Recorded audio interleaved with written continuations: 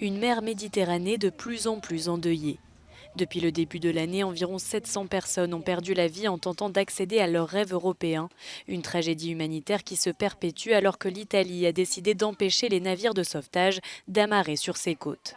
La situation des migrants a fait l'objet d'un débat animé lors d'une des premières séances du Parlement européen fraîchement élu.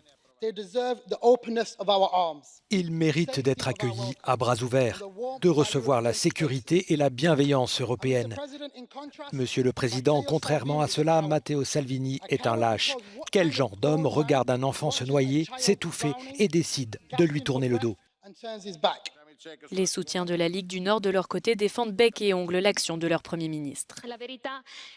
La vérité, c'est que malgré les critiques, seul notre gouvernement et notre ministre Matteo Salvini ont le courage de tenter de stopper le business des passeurs et de l'immigration clandestine tout en sauvant des vies.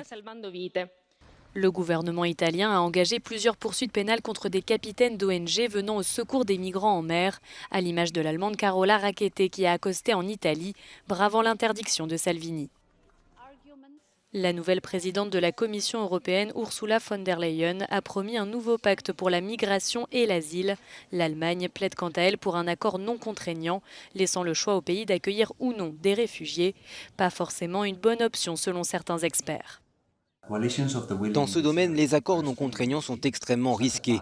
Un pacte pourrait vraiment rassembler tout le monde et empêcher les coalitions de pays réticents qui refusent de prendre leurs responsabilités.